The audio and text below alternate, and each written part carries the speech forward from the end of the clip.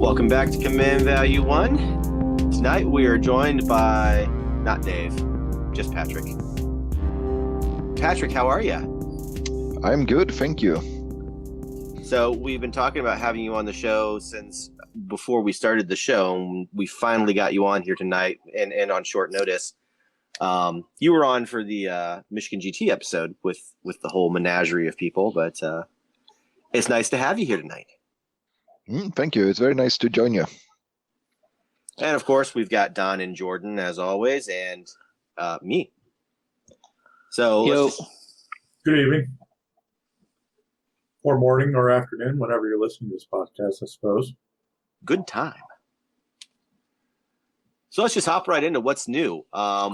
Buildings. TT Combat is making a lot of buildings. If they made drop zone models like buildings, we'd be 40K. Man. But hey, Tell me I'm wrong. A lot of people like our buildings. What can we say? They are affordable and high quality. Expansions to the Industrial Hive, which is a fantastic. Industrial Hive 1 alone is a fantastic set. If you play Infinity or Necromunda or any type of modern sci-fi game that needs something that looks industrial, that is just a fantastic set of terrain for the price. So anything that adds on to that isn't bad. But some Carnivale stuff, obviously, because that Kickstarter is that done, Don? Are we officially done with the Carnivale Kickstarter? I believe all the packages have gone out. If anybody's missing them, it might be a pledge manager or something along those lines. And Jordan, you said you had notification that your pre-order has shipped, yes? Yes. I know I checked it this morning. I had a UPS tracking number, but it wasn't tracking yet. Your Carnivale is going to arrive before my Bolt Action 2nd Edition. Yeah, except for it's going to the old address, so then it'll arrive and I'll have to figure out a way to drive 2 hours to go get it. So. I will run over to your house and pick that up for you. Well, you might be able to call UPS and have it forwarded. Can you not? I could, but... Or if it hasn't shipped yet, you can just message TT, message the office. Well, he's got a tracking number, so it's in the mail. Oh, well, that not necessarily. They could just have it pulled and ready for pickup, but not out the door yet. It's all right. I mean, they'll come down here, I'll go up there, or I can wait till Christmas. It's not that big a deal. It is a big deal, okay? Don needs you to learn the rules. Right. So, Don, when will we get a demo game of Carnival? As soon as I get the rule book myself, actually. So a Christmas Eve? Christmas Eve? Yeah. Well, I should hopefully be getting it like any day now. I'm going to try and set aside like a week, maybe sometime this month, maybe early January, and anybody who's willing to play, I'll get games in with them so I can just kind of smash the information into my brain, hopefully. You just have to finish Red Dead Redemption first. Oh, man, that game's never going to end. I'm enjoying it too much. I'm not sad about it, so. Yeah, I've been really enjoying that game very much. But yeah, otherwise,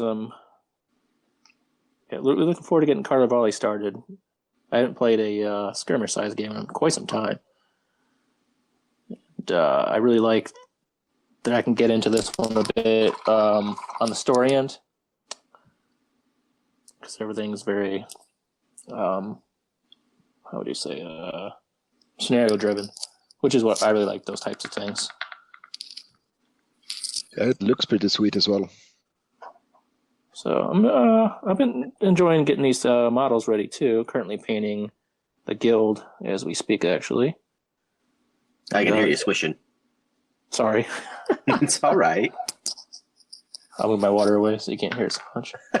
It's not a big deal. So, yep, cool. Yeah, really looking forward to getting into it myself. I want a land shark. Everybody wants the land shark. I've wanted the land shark since Gen Con. I'm just saying. considering doing like a water base for him. I don't know. I'll figure it out.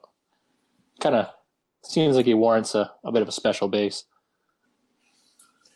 Well, Don, that's hobby. Let's talk about game recaps. Have you played anything? I actually have not played anything other than Uno with my son, so. Yeah, you're a failure. It's been a while. We just had Thanksgiving for any international viewers or listeners. So it's been Yes, that's the holiday where Abraham Lincoln put on his jetpack and fought the 50-foot tall giant turkey to liberate us from its oppression. Right. America. America. Jordan, you got any games in recently? I have not. Patrik, save us. All right. As some people have known, I have been testing some of Overlord Shivak's bombardment missions. Might have been mentioned in the last episode. Yes, I experienced those tests firsthand. Breaking it quite nicely. I'm sure Josh is probably not too happy with you. Better to break it now than to break it at a tournament. Yeah. So I had to take the same list just to test it out to see if it really was a list I could take at a tournament. So I took it and played a traffic game scenario. For those that don't know, it's a new scenario that was created for Michigan GT. And it is a scenario based on space stations, a large solid object in the middle corner deployment with distant approach. About as bad it can be for a bombardment dreadnought. And I still managed to win the mission. So I'm pretty happy with that. We will have to continue and test the bombardment missions and look at what we can do to make bombardment matter. It's not that the Remus is a bad ship in its own right, so I'm sure it still is fairly effective against other ships just in general combat. Yes, I just had to play a little bit of hide and seek with his Cthulhu Scourge Dreadnought. I could not go toe-to-toe with that thing, so I decided to just hide. Cthulhu is the one with the triple burn-through array, right? No, it's the one with... all the Oculus beams. Yeah, okay. all Oculus beams. So it's, I think it's, what is it? 16 damage to Oculus beams. It's a boatload of damage. It's rough. It's a rough one. Yeah, and bombers on top of that, so you don't want to go toe-to-toe with it. Yeah, launch 5 on top of everything else. With the 30-inch threat range on those. So. Yep. Nice. Mm-hmm. But it was very enjoyable. I got to play Curtis again, a friend from here in Michigan, who I haven't been playing enough lately. So it was really fun. Yeah, Kurt's awesome, dude. He doesn't get out very often, though. He is kind of one of those guys who has a lot going on. Yes. Jordan and I had the pleasure of meeting him at the GT before this last one, so a little over a year ago. Yeah, him and Aaron are both really good dudes. They're really good friends of each other. And certainly wish I could get them out a lot more often than they get out. Well, yeah. It's probably you, Don. It might be. It does seem like an awful lot of the core group left after I started taking over the talent shit back in the day. Well, God, it's probably all the hobby advice you gave. Well, I squeeze is the wrong word. I have a local player, and by local, I mean he literally lives around the block from me. And he's getting into the game, and I escalated him up to 750 points of Scourge, and then I put a beating on him. So, as you do with new players. Well, it was one of those situations where I had a Kodiak, and I could see his oppressor, and I fired, and he had his hunters right next to the oppressor, and I nailed it, like spot on hit I needed, and it got the oppressor, and it took out 2 of the hunters. and that was pretty much the turning point of the game. Like he was playing catch up with damage output from that point on, because my rapiers were able to take out his AA, and he played really conservative. He had a squad of eviscerators, but as opposed to pushing up on my objective, he stayed way back and held his focal point with him. So, we were talking post game. I was like, you needed to get those guys into the fight, even if they died. Just stop me from objective hunting. Yeah, and again, it's as we discussed before, it's kind of learning your army a little bit there. In fact, there was a good post yesterday or the day before that kind of alludes to that as well. Some guy was saying he was playing a buddy to his, or I don't know if it was a buddy. Didn't sound like a buddy. Is this a drop fleet guy? Yeah, the way he was talking about him.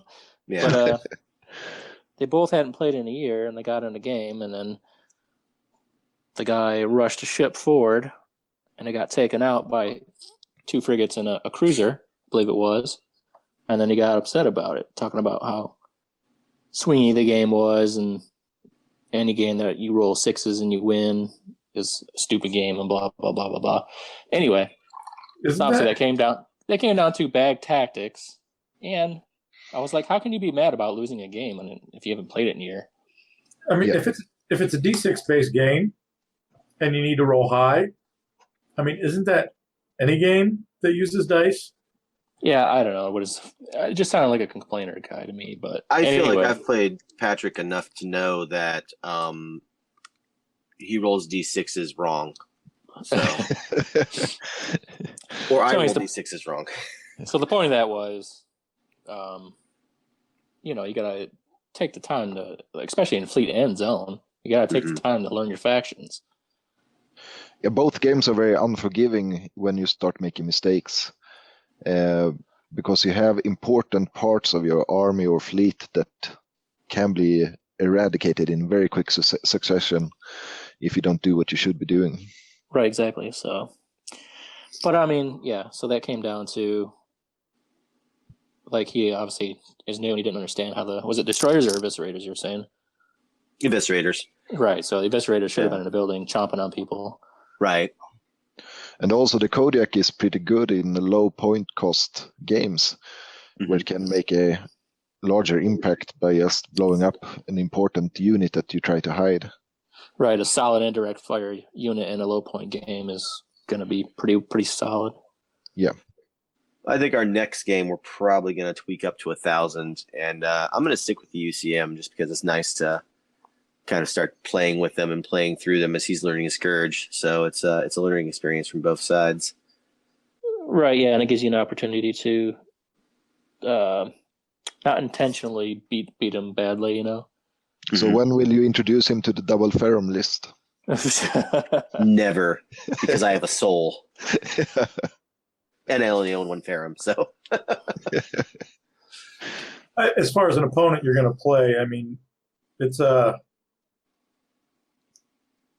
UCM's fairly straightforward army to go against, since all their units are single purpose. So I think as far as a learning opponent, it's a very good one to use.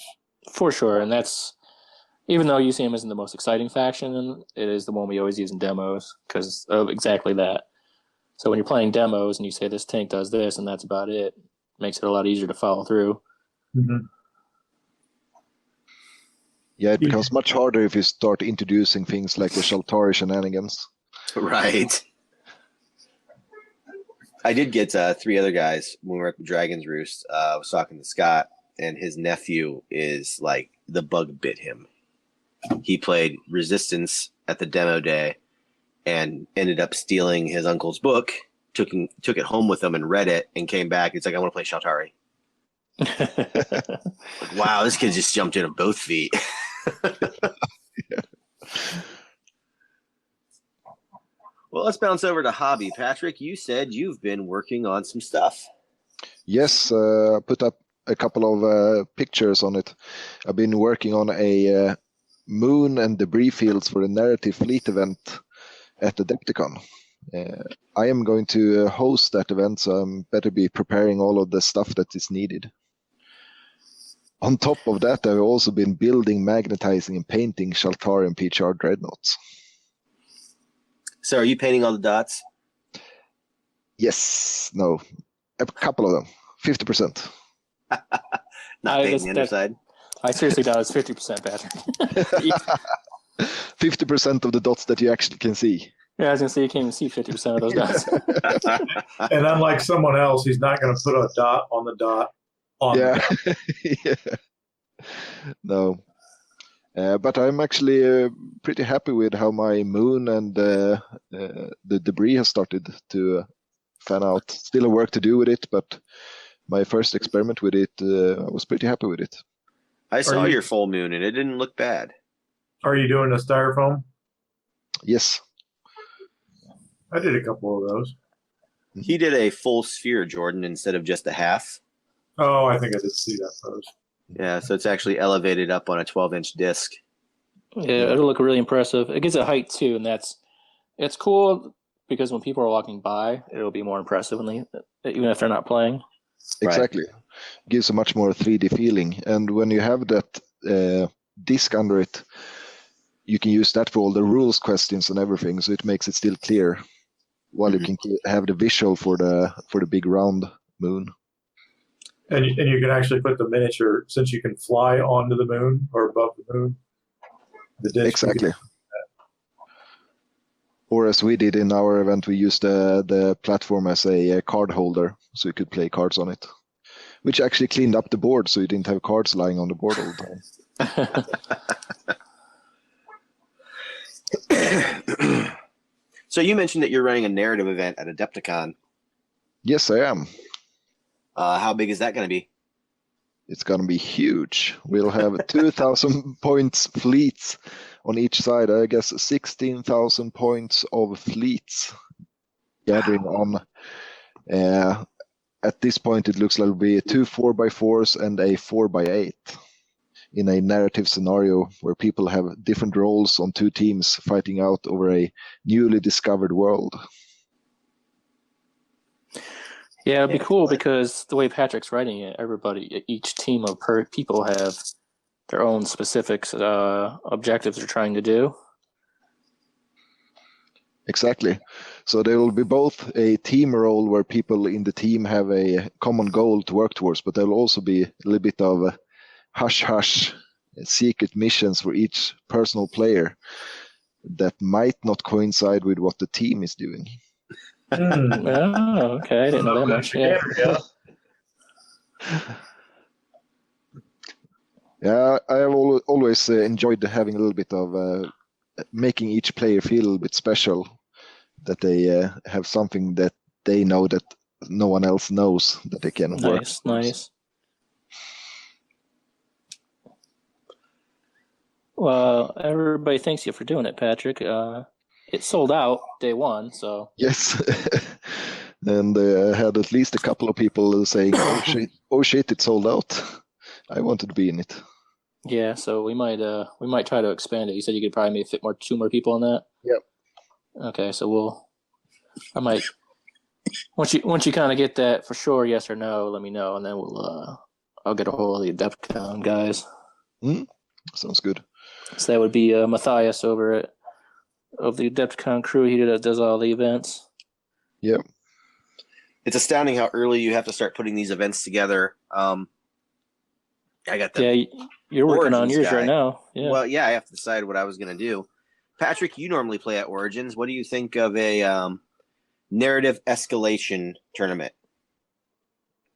That sounds interesting. How do you mean by escalation tournament? So, like round 1, you're playing like a 500-point recon force, and in round 2, it's 1,000, and round 3, it's 2,000. That sounds very interesting. So you bring in 3 separate lists. Yeah. And ideally, the fleet game will play then into the zone game. So if you play in both, you'll get bonuses from playing in fleet. That sounds very interesting. I might have to hammer out some details. I also thought it'd be nice because the 500 and 1,000-point game would go a lot faster, and that would get us into the big game and still give us a big chunk of time to work through it. Yeah, exactly. I'll bounce that around a little more. I'll talk to you after the show about it. Well, Don, you kind of mentioned you were working on some hobby earlier. You've got a bunch of Carnivale stuff in front of you. Yep. Sorry, I had a brush in my mouth. I got the guild all completely built, except for one guy who I have to get a replacement part for. Primed, all that good stuff, and I'm working on the first guy right now, the butcher. Is there a baker? There's no baker. I know Is there anyway. a candlestick maker? Would you like to continue with that, or? I said, is there a candlestick maker? I know that's what I'm saying. Do you want to continue down that road, or are we gonna? Yeah, the butcher's cool. He's like huge. Looks like a huge, like Scottish kind of guy. He's got this big, like, like Fu Manchu kind of mustache, but it's all braided up and pretty cool, dude. Just seemed like the most interesting that was in front of me, so I picked him first. Looks like it's right around 20 models. If you get the starter set, and both the expansions are listed right now. I was thumbing through the collections the other day, and I kind of got my eye caught by the Strigoi, the vampires. Yep. And then I can't remember the other one, the guy with the crow mask, the doctors, I think they are. That's the Plague Doctor. Yeah, they look. He's awesome. Cool too. That's just a cool thing in general. You see a lot of even like steampunk people. They enjoy the like Plague Doctor mask. Yeah, well, I'm not only that guy, but I mean that whole little starter group. A little faction, cool. Yeah. Yeah. Because they have the like inmates that they use to feed their magic or something. I think they also have all the animals too. I don't know. I didn't look too closely. I just kind of looking at the starter boxes for each faction. So the Strigoi is interesting. I guess there's a few on there of the vampire types. They kind of take on traits of whatever they like feeding on the most. So there's like a vampire that has good swimming qualities because he enjoys munching on the Rashar. No one should enjoy munching on the Rashar.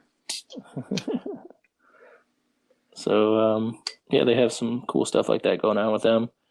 And it's led by Dracula, so, I mean, you can't go wrong there. Speaking of obscure vampire stuff, I'm one episode from finishing up Castlevania Season 2 today. Okay, what do you think? I like the first one. I've enjoyed the hell out of it, but I'm weird like that. Me and Stina actually started watching Castlevania during Thanksgiving night. Not a lot of episodes, but it's a fun watch. Yeah, a little bit different. I think Warren Ellis is a capable writer too. I mean, I've read a lot of his books, so comics, not like novels, but they're called graphic novels. No, they were legitimately comic books, dude. Okay.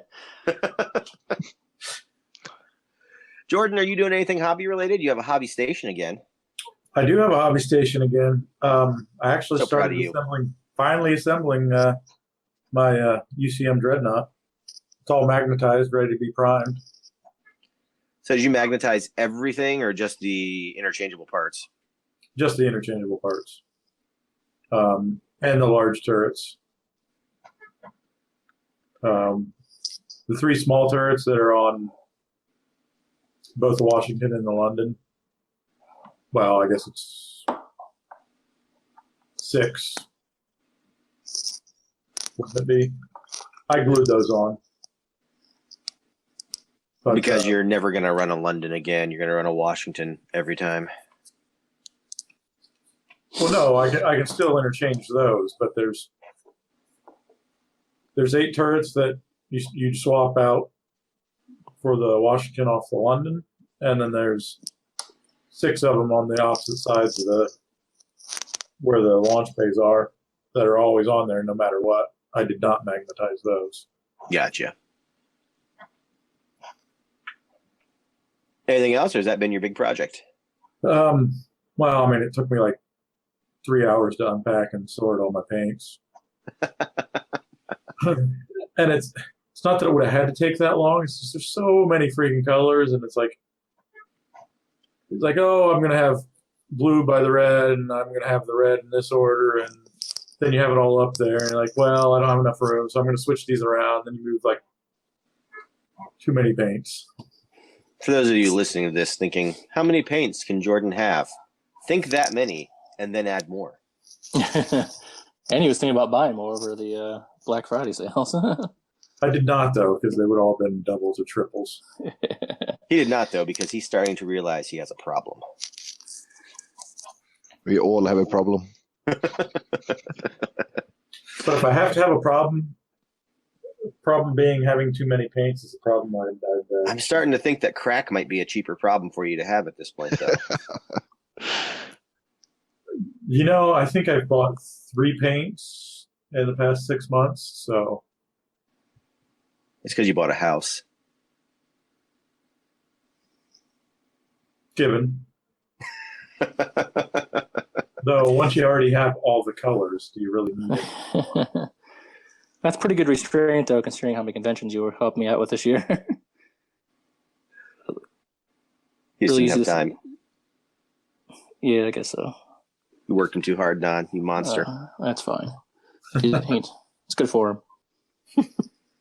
I think from here on out, my paint purchases will probably be like, oh, well, this brand or this line of paint has a different property that I'm looking for. Like that, are you're gonna consider getting that new scale 75, those bright colors, or? I don't know. Scale 75 paints are not cheap. They're not.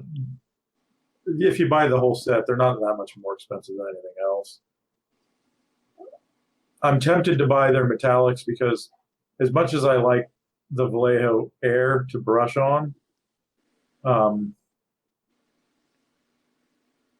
they're good for dry brushing. They're not necessarily good for direct brushing. And I've heard a lot of good things about Scale 75 metallics. Same here, yeah. I've heard a lot of good things. So, As I say, I've heard a lot of good about Scale 75 paints, period. Well, yes, but I'm pretty happy with my standard colors with my Reaper. Much as I love all their shit, not a big fan of their metallics at all. I've also become a bit of a creature of habit here. So, like, no matter what I get, I tend to kind of go back to what I liked anyway. Mm-hmm. You guys are such paint nerds. Yep. Patrik uses craft paints he buys at Walmart and just dumps it on them with a roller. Yes. And if you mix 2 paints, that's like 2/3 to the 3 paint minimum. Now Patrick's a decent little painter. He's certainly gotten a lot better since he's been hanging out with me anyways. I know. I've been inspecting his scourge that I apparently stole from the Dragon's Roost. Look at his old PHR that he came over here with and what he's painting now. Yeah. Patrik, had you been made aware that I apparently left with a chunk of your scourge army? No, I was not aware of that, but I have your Eden's dinosaur and a handful of right. Standard units that got packed up in my scatter terrain. So Yeah, the debris fields. So next time I see you, I'll have to get those back to you. Yep. Or next time I see Don, I'll make sure he gets them back to you. When somehow they'll get home. We'll probably all be paint. Well, I mean, we're gonna get back to the Dragon Roost, so Yeah. Let's Yeah, plan hopefully- for a Dragon Roost in January, perhaps. Yeah, I'm hoping January. If not, then February we'll get one in up there. Are you coming to Cleveland? Hey Jordan, you going to Cleveland? That's an awful long drive. I know. Is it a Saturday or is it a Sunday? Saturday, I believe. That makes it more doable. it's kind of a hard decision at the moment because it's January and who knows what the weather's gonna be like. Right. Yeah. So if Jordan decides that he and Aaron are going to be dumb enough to drive up there and they drive past my house and Mrs. Cyber to let me out for the day, yes, I'll go. So there's a lot of ifs in there. Yeah, I'd like to go to support Josh, but he chose to do it in a month that snows a lot. So Yeah. Plus, as much as I enjoy supporting Josh, I enjoy mocking him more. So. But that's hard to do when you're not there in person. Oh no, that's why I have the internet, Patrik. The whole reason. Yeah. Let's wrap up hobby here. I've knocked out a couple of Zombicide Survivors and that Battle for Hoth diorama I sent you guys a picture of earlier. That's really been it for me.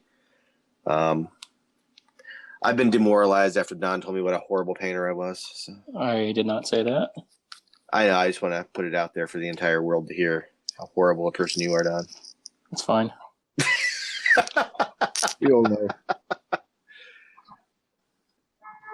As bad as I am, though, he said Jordan's worse. So he just slums with us to make himself feel better. Did I not contribute by verbally instructing you on how to paint a little better, though? You did. I placated you by making you think you're being helpful. You followed my instructions, right? So No, I completely ignored your instructions. I sat there and went, yes, dear. And just so everybody knows, I did not say that they paint bad. That was not what I said. Sure, that's what Jordan heard.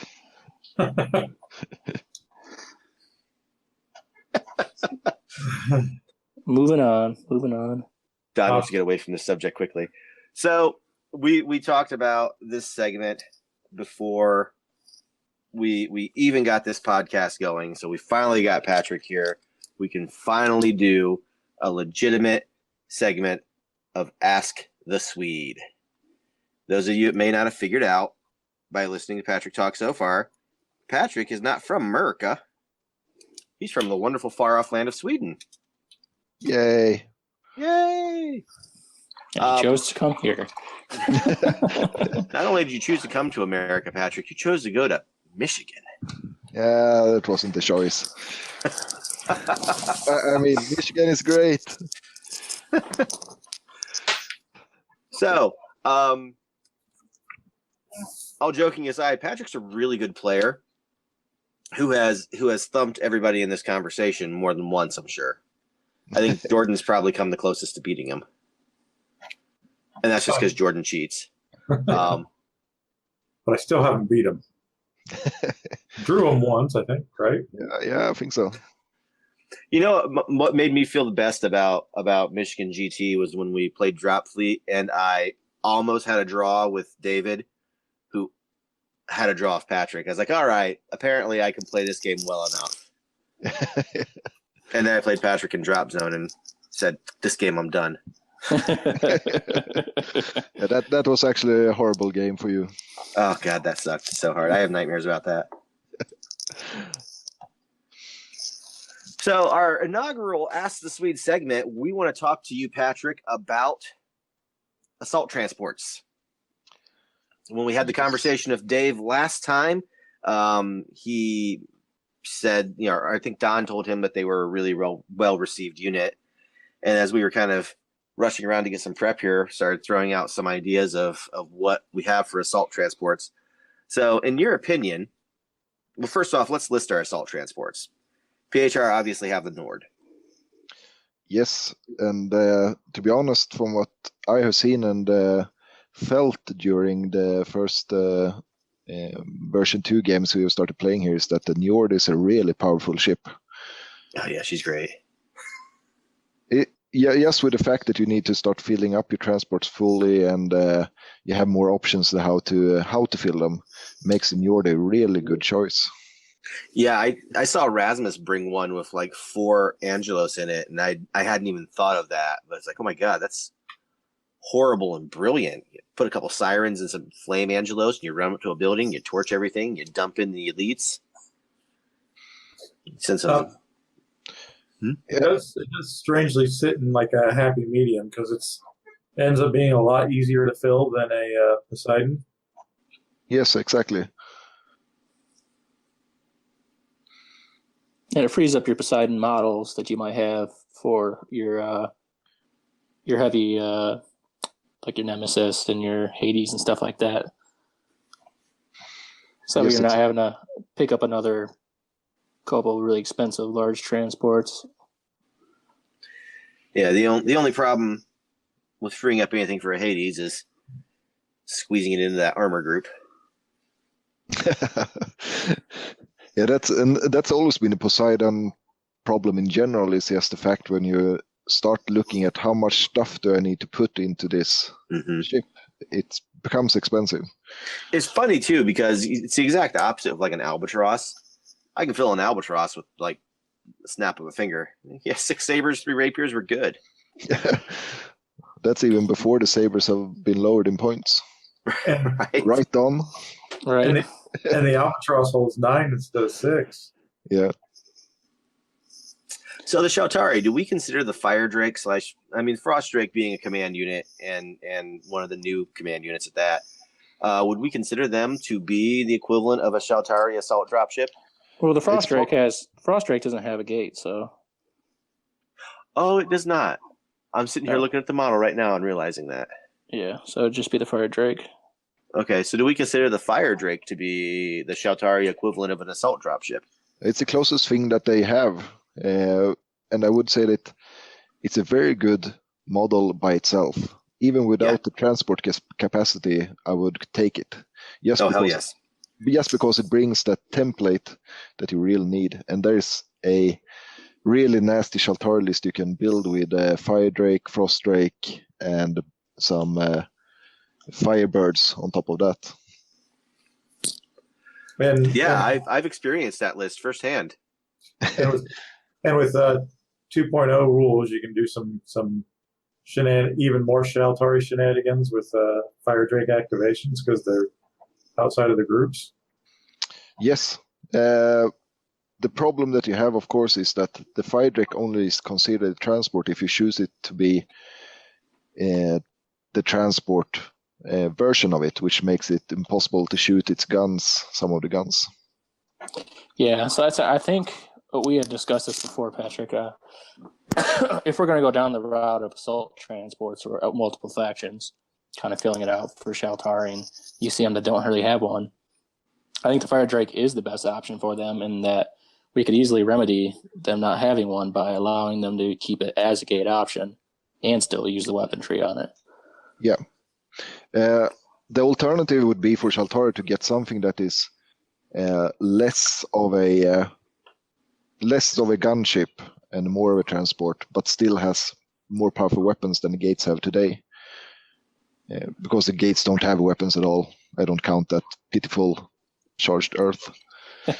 Yeah, it's a defense. It's not a weapon. So there is design space to get something for Shaltari that is more in line with the assault transport. Yes, because even though the Fire Drake would fill that spot today, everyone would take it without the transport option, just because it's so good. Okay. Agreed. So what do you think as a Shaltari player? Well, you and Derek as Shaltari players, what do you think would your perfect example of a Shaltari assault transport would that be? I don't really know how to throw an answer for that out. I don't play enough Shaltari to consider myself versed in them. And like Patrick said, the Fire Drake's such a good unit that even without the transport option, I'd take it. Flipping it over to the way I play PHR, I take the Nord not because it's a great transport. I take the Nord because it's a gunship that can transport. So I look at the Fire Drake the same way. It's a template weapon and a decent extra gun that can happen to be a transport in a pinch. Okay. So I would actually consider if we could have a Gate 6 unit with a couple of energy 10 shots and perhaps some charged earth on top of that. That would be some kind of medium. That'd have to be like a 250-point unit, man. No, that's smaller than a Gaia gate. Gaias are Gate 9. Yeah. Something that just comes in between the Eden and the Gaia gate, has a little bit of firepower, but could be big as a Gaia gate. We're still talking, armor 4, 6 DP on that, so it's not like it would be a juggernaut. Because if looking at the design space, I think that the Gaia has too many slots for its gate. When you need to fill it fully, it becomes a problem. because then you would need to have 3 walkers in one group or something like that. As I say, 2 jaguars and a dream snare fill it up nicely. Yeah, but looking at it, if I have, for example, tarantulas and bird eaters in a group and 1 gate 6, that would be perfect for deploying and for firepower. Yeah. Okay. So I guess I'm looking at it like within the Gaia would be sort of obsolete at that point. Well, it's like saying, is the Poseidon obsolete? I don't think you're going to see a Poseidon deploy anything outside of a Nemesis or a Hades once version 2 is official. But it still has the role of taking those, or needing to be taken for those options. But what about if Shaltari would get some kind of vehicle that takes up 9 slots? Okay. Some type of super heavy walker for them. Some kind of big worm or something like that. Caterpillar. Has to have legs. Yes. Small spindly legs and dots. And lots of guns. Dots that double as guns. And charged debris that kills buildings. God, this sounds like the stuff of dreams. Yes. So, Scourge. Do we consider the Raider to be the Scourge equivalent of an assault dropship? Now, this conversation got started earlier. So It is. The problem with the Raider is it gets taxed by bringing the Screamer along. Not that the Screamer is a bad model, but it's a point sink to get the Raider out. But can you make it so that the Raider can bring 4 stands of infantry as opposed to a Screamer? Is that something in version 2 that you look at and say, hey, here's a chance to make the Raider really awesome? I mean, I guess we could go that route, but then you have to look at it like, well, why can't the Triton X just come on it with something else too? You know what I mean? Yes, well, it can. It's called a Triton. Yes, why can't it? I can take Sirens in a Triton X. That would be lovely. No, I could if I would. I would if I could. The other Triton X has 2 DP, doesn't it? As opposed to 1. Yes. That opened up a whole nother can of worms. Yep, it does. No, but seriously speaking, I think that the Raider would be very powerful to have in a group, for example, with aged ones or something like that, where you can torch someone up and then drop them off. That would probably be too powerful in the end. I guess it depends on the player you're talking to. Yeah, if we ask Overlord Shivak, we all know what the answer would be. He'd be like, I need raiders that can drop off tanks too. Better. And at least 6 free worms, right? And some extra vampires. Yeah. But I would actually argue that the Scourge already has assault transports all over the armies. Yes, because they already have more powerful guns on the regular ships than most other factions. I don't know how many times I've been swarmed by the horde of small to medium Scourge transports spewing plasma on top of my walkers. Yeah, because that concentrated hose is still energy 9. Exactly. I mean, it has to be a lucky shot, but it'll hurt anything in the game. Yes. Or the plasma shots on the CD rack of Doom. So the only problem with the despoiler is I think that's a 30-point upgrade to put them on the despoiler. Yeah, you got to pay for it. Now, I'm not saying it's not worth it because it's 2 energy 11 shots. Hey, that was the Nord before the Nord. Yeah. Yeah, well, and it's fast. It's fast as hell. Mm-hmm. I think it's still 24 inches, isn't it? Mm-hmm. There's demo on it too, isn't there? Yes. So, I mean, to me, it's more than worth the points. It's a beast. And combine that with the hunter tactics that you nowadays like to employ, together with their new commander or new old commander that can double up their shots, etc. Then you have something that will be really powerful. And it is plasma, right? So you can double it up as well. Yeah. Yeah, if you have an Yeah. overseer within 6 inches. So suddenly then you have 10 energy, 4 energy 10 shots, if I remember correctly. With demo too. Yes. Or do they lose demo then? Might be I don't losing know that they demo. lose demo. I don't know that they lose any special effects on the weapon system. No, it doesn't. The only reduction you get is if you take the extra shots. I think it is. You lose 1 energy, or it goes down energy 1. So It might lose demo as well. Yeah, I'd have to look at it. I don't have the rules in front of me right now. I remember Shiva complaining about it. Okay, well then maybe. Well, I mean, it's Shivak. He'll complain about anything. Why are these not? We love way you, better? Josh. We'll invite you onto the show next time. So, resistance, and there's 2 resistance players here. I'm gonna say something. I need you guys to calm down. Strike Hawk. Don't you say it. Don't you badmouth my lift hawks or strike No, hawks. I'm not. I think the Strike Hawk. I think it's an awesome model. B, I think it was a unit that the resistance desperately needed. I mean, if we're talking assault transports,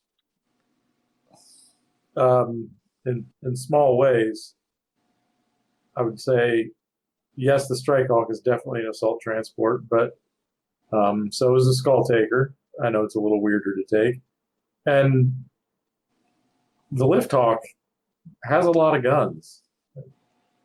I guess when I think assault transport is that it's going to drop off its load and then provide effective anti-tank support from the air. The Lift Hawk has a hard time doing that. I'm not going to dog the Lift Hawk. I think it's probably the best standard drop ship in the game.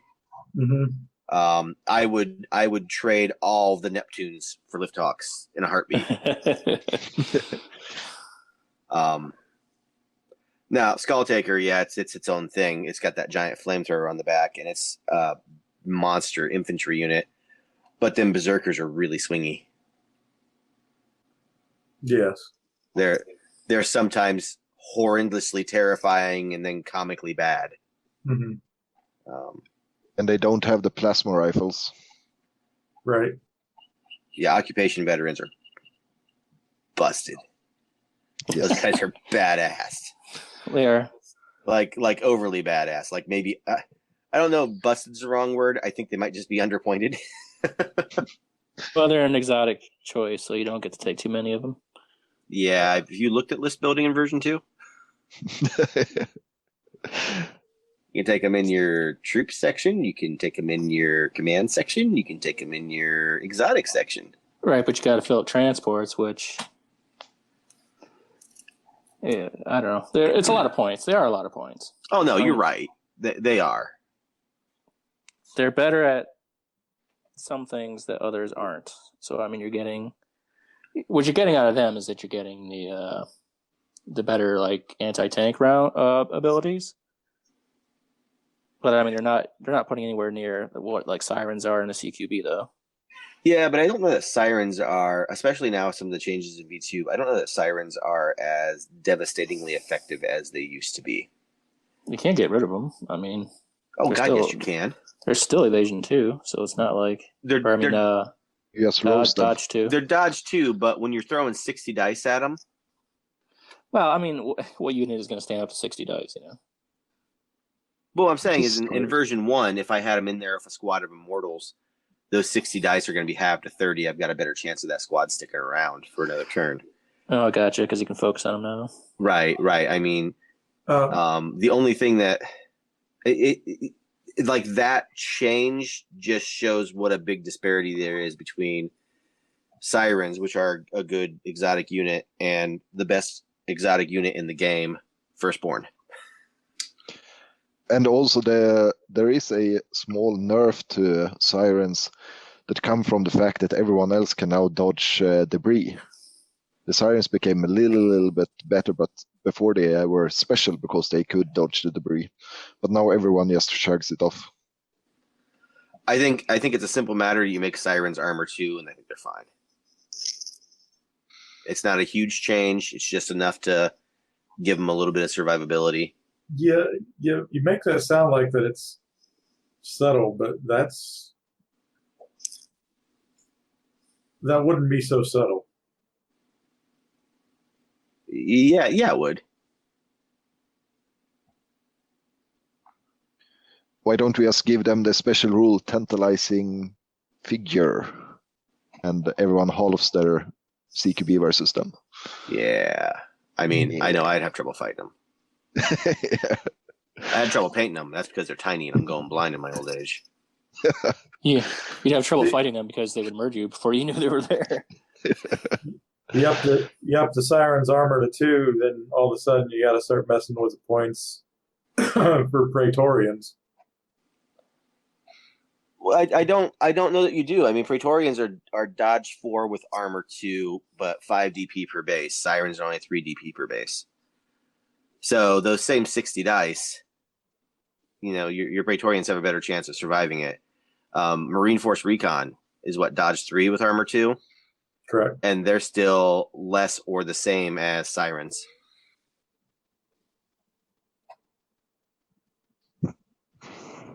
And we're still skipping past the fact that Firstborn are, without a doubt, the best exotic infantry in the entire game.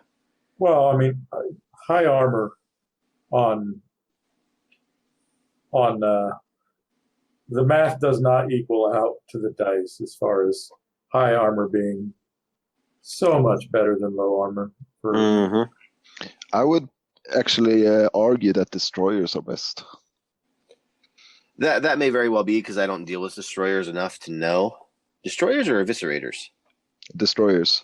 Eviscerators have the problem that they don't find objectives. Man, we segued off assault dropships, didn't we? Yeah.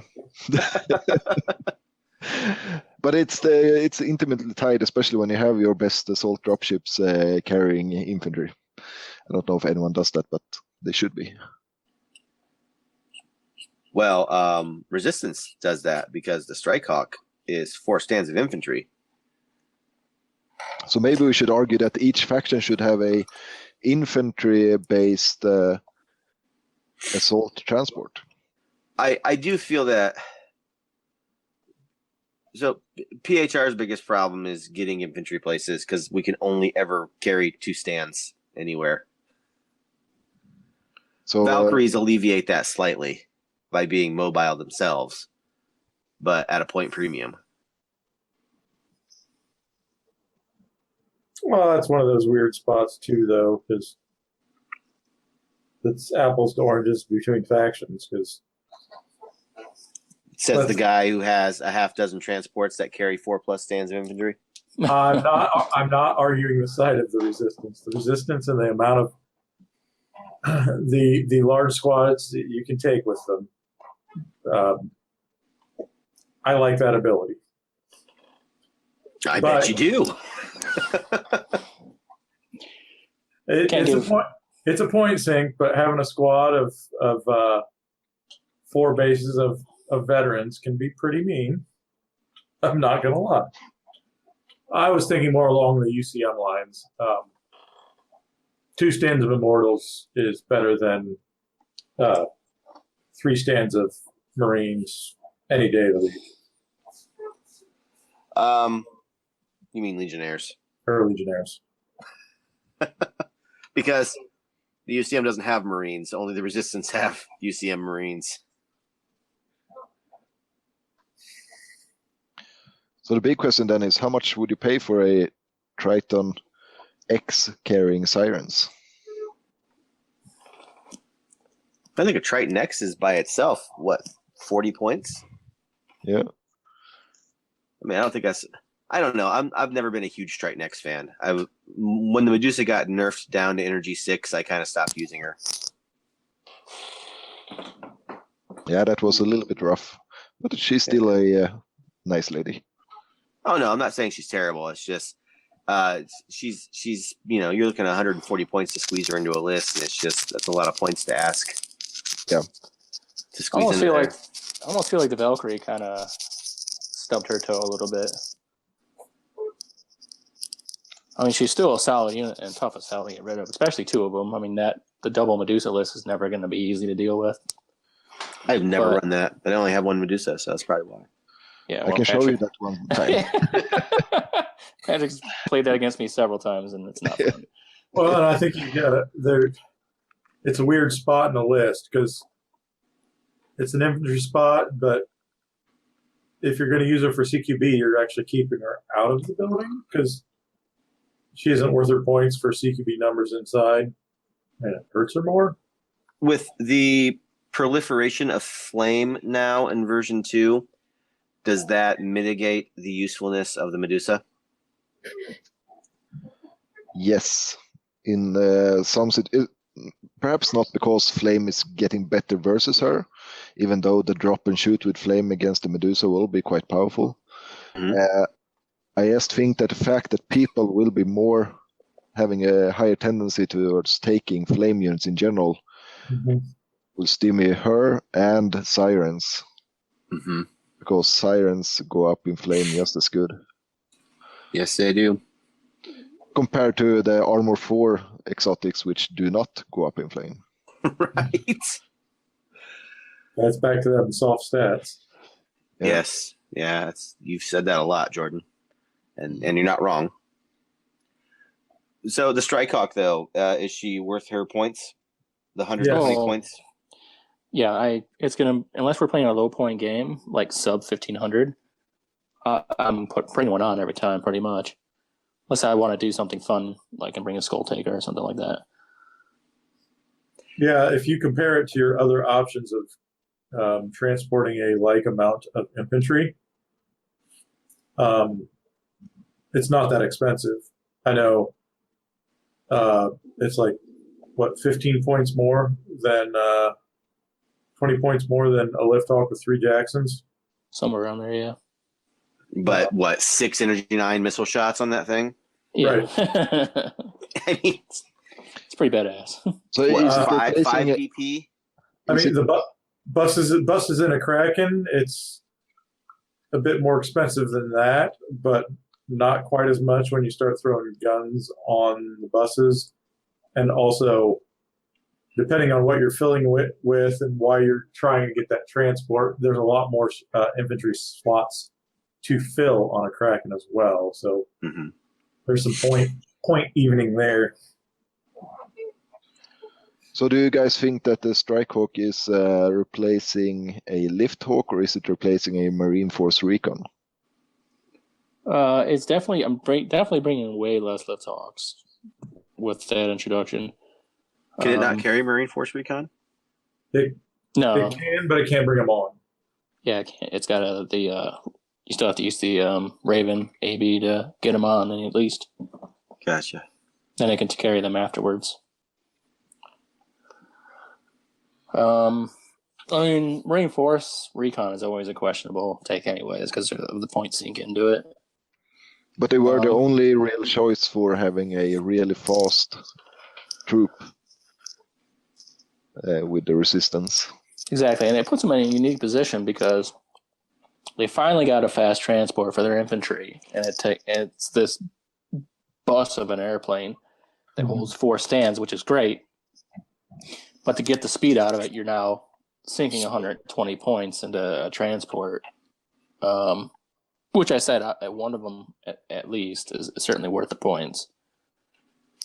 But you don't have that option of, if you don't want to go that route, you don't have that another option. Yeah, I don't know how, like, it's not so prohibitively good that you're going to do nothing but take Strikehawks, especially with the bonuses for having a ground transport as opposed to a dropship. Right.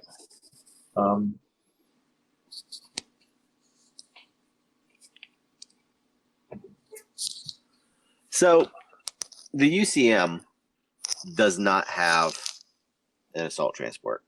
Absolutely not. What do they need? I mean, does anyone here actually dink with UCM aside from me? Yeah, I mean, that was my main faction before I switched over to Resistance. I did not know that about you. Yep. You just have all the bad taste in factions.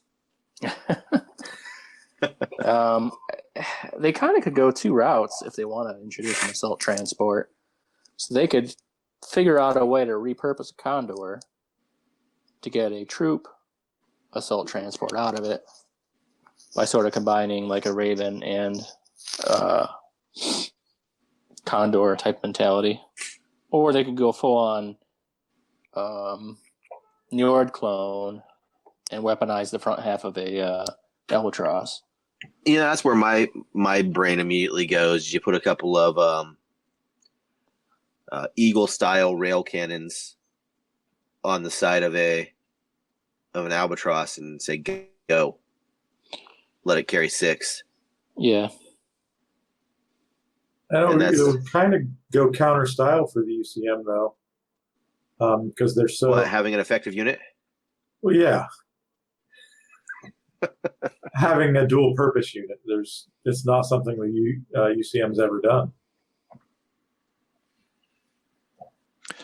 So how about going a little bit out on left field and perhaps a flying carrier that can launch drones? I think that since the people already hate the Ferrum so much that yeah, I think it's not that the Ferrum has to be brought on by, or it doesn't have to be brought on, but unless you want to wait until turn 2 to get it on, it needs an Albatross. If you make a different type of unit that also launches drones, that doesn't require that point sync to get it onto the table, you're kind of doing the drone base a disservice, I guess. Yeah, I would imagine that a carrier like that would probably be more along the lines of 2 or 3 drones per turn in that case. So it wouldn't really compete on the same level. Hey, the Ferrum does carry the drones, which do have an extremely high focus number. So isn't the Ferrum their assault transport already? That is true. I still can't find if I justify the cost of an Albatross to bring on a Ferrum. Except the drone base doesn't do crap after it launches the drones. It's got some dinky AA, and that's about it. Yeah, it's the drones that are actually the assault, not the Ferrum. I would say it's the other way around. Your tax bringing on the drone base just to use the star sprites. So how many assault transports are too many assault transports in a list? I know I've ridiculously bought 3 Nords, and I think I can tell you that is definitely too many Nords in a standard 1,500 point list for the PHR. But I feel like 2 is a solid number. 2, I would say, yeah. And I would say Strikehawk 1's enough. 2, really, you're really losing. Anything you put too many in, you're definitely going to be missing out somewhere down the line. Patrik, Fire Drake? Yeah, 1 is probably enough, especially if you combine it with the Frost Drake. Fitting 2 will be very, very hard. I think that part of the issue is, of course, that with the limitations of points that you have, you need to fill them as well. Not the Fire Drake. Fire Drake is good in that regard. You don't need to fill it.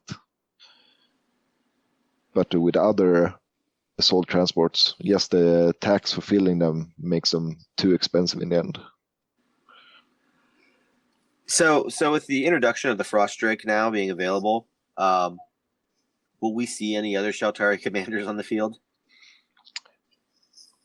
Yes, I think so, because you can have some quite cheap options, and it's quite fun to try out the cycling mechanic of the Clairvoyant Puma, I would say. Yeah, the Puma. So for those who don't know, the Puma is basically a better version of the Coyote. That's the one using the Ramses model? I don't want to say better version, a different version, more of an upgraded version. So you're kind of losing the ability to have the you lose the escape pod. The escape pod, thank you. You lose the escape pod, but in exchange for that, you're getting another gun, and you're also getting the headdress upgrade.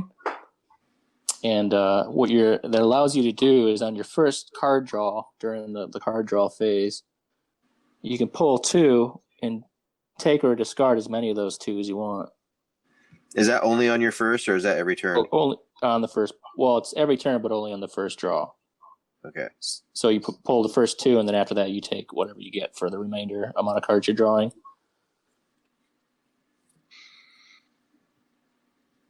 For me, That's it's kind of cool. yeah. For me, it's a matter of either. If going back towards the Frost Drake and the Fire Drake, I would look at it as would I want to have a air supremacy Shaltari force, then I would definitely take the Frost Drake. If I'm looking at taking a more brick centered Shaltari force, I would probably look at the Puma or perhaps even the Garial for the flaming. The Gariel is an interesting one because when we were going over all the units with Dave, or when I was going through all the units with Dave, it kind of struck me as one that didn't get used a whole lot. And I don't know if it was just a American player thing, but he said it seemed like it got a decent enough use over in the UK to warrant not doing a whole lot with it.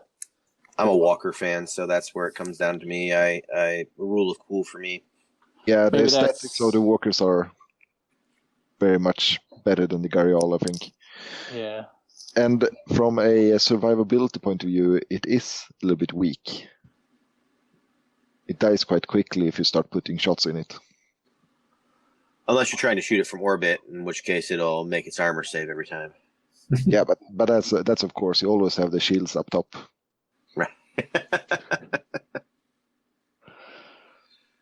So I've heard people run double raider lists. Has anyone ever experienced that? Yes, I played Overlord Shivak when he ran his double raider list. Is it as bad as people suggest it is? I think it is pretty good, but you have to work around it a little bit. You can't let the Screamers and the Raiders dictate center field, because then you won't find any objectives and you will lose all the combats. We also had the nasty discussion when we talked about will you double half the amount of CQB die you get. When my firstborns were staring down 2 Screamers and he was dumping his warriors in the same building. Yeah, I think that negative only applies once, doesn't it? Yeah, I think that was the ruling in the end. But it didn't matter. I killed one of the Screamers before it mattered.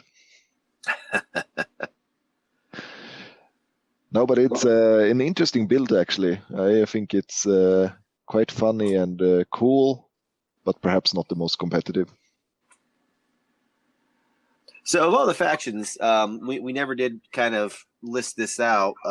What is the opinion here that the best to worst assault transports are? Like who has the best assault transport of the 4 factions that have them? I kind of feel like it's a tie between the Njord and the Strikehawk right now because they both serve different purposes. And they were both needed purposes for those respective armies too. Right, but also like their transport purposes are completely different because it's excuse me, troops versus vehicles. All right, so let's solid say those are 1 and 2. Yeah. I would argue that the Fire Drake is the best just because it fills such an important niche role with its templates for Shaltari. But it also doesn't. But it's used very little as a gate though, so its transport ability is used so little. Yeah, it's hard to argue against its usefulness. It's easier to argue against its definition as assault transport. It's way more assault than it is gate. Yes. So we're saying the Raider is the least impressive assault transport.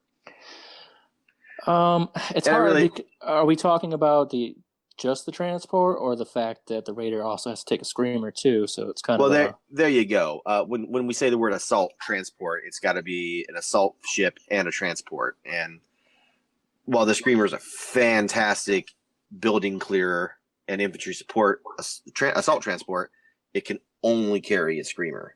Right. And yeah, the screamer's cool, especially when you find its arms lost on your floor and manage to put it back together and paint it. Not that happened to me. Yeah, dude. Man, I was doing everything I could to engineer arms for that thing. Yeah, I remember that.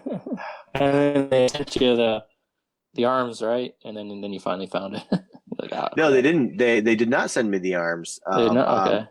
My son found them just like on the floor, and the one hand was mutilated. I had to put the hand back together on one of them, so I just kind of hid that hand on the model, so it wasn't. So the story goes that your son found and started chewing on them, and then they became mutilated, right? No, they had fallen on the floor, and I apparently had like rolled over them with the chair at some point, so that like mutilated the hand on the one arm. And I was lamenting to my son that I couldn't find them, and he literally just looks down at the floor and he's like, "Are these it?" And he picks them up. I'm like,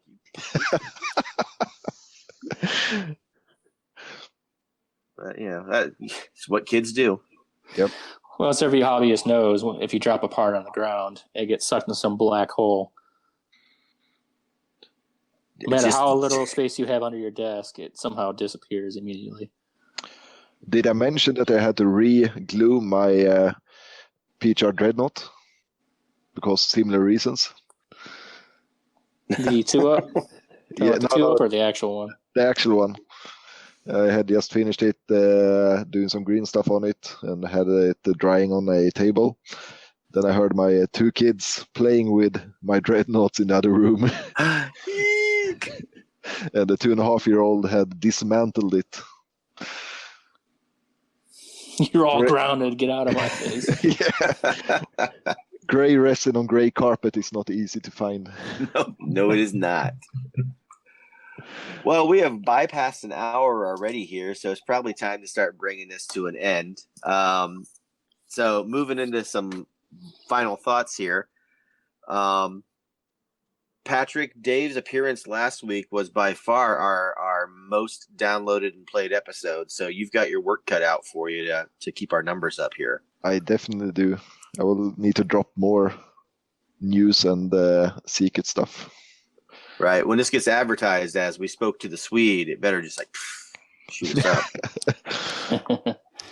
And we'll try to get Patrik on a regular basis, and you'll go over why, and then so we'll actually get the question in from the community like we had originally planned for the segment. Yeah. See, I don't ignore everything you say.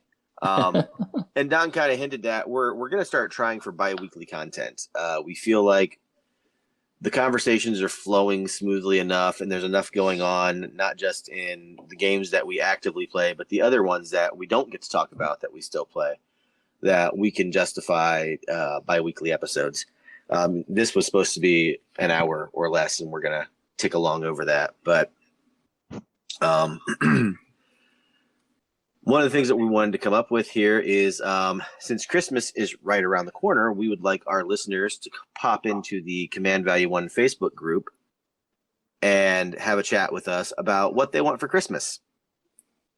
And not like, 2 front teeth or a bicycle or whatever, but if you could have anything for the drop verse for Christmas, what would that be? A new unit, something in the fluff, a rule change. Go ahead and leave that in the Command Value 1 Facebook group, and we will kind of accumulate that information. And then next episode, we will address some of those concerns and talk about them and see what everyone else thinks. So that said, Jordan, you've been quiet for a while. You got any final thoughts? No, I don't. All right. Don? I just want to say if anybody has any time over the holiday breaks coming up, get the zone models out, start firing them up. I know it just feels like forever since anything's kind of come about, except for, I've been doing my best to sneak things out what I can. But version 2 is around the corner. I just kind of encourage everybody to get that interest back in the game. Definitely. Paint your models and play with them in public. because people will look. Well, Patrik, thanks for joining us tonight. I hope it was an enjoyable experience. I know you're heading out of the country here shortly, so I don't know if you'll be back with us on the next episode or if we'll have to schedule another time, but hopefully you enjoyed this. Yeah, I should be able to join you from Sweden. I'll be staying there for 3 weeks, but I will bring my computer and my headset. Your orange headset. Exactly. You have any final thoughts for the folks listening? I can just tell everyone that I'm dreaming of a white sphere Super Dreadnought for Christmas. Super Dreadnought. Our Dreadnought's not super enough? No. Just put out the Dreadnoughts, and you already want Super Dreadnoughts. I want super monitors. I already have the super good model for it. Big white styrofoam sphere. There it is, a big ball on the table. So what you're saying is you want a PHR Death Star? Yes. Oh, yes. Yes. I only have to bring one model on the table. Yeah. That's no moon.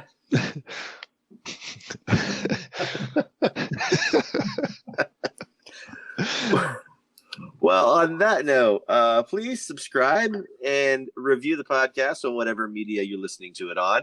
Also, share it to help increase our sphere of influence and grow knowledge and awareness of the podcast and the games. Until then, everybody here, thanks for joining me, and everyone out there, thanks for listening. Bye, guys. Bye. Bye. Yeah.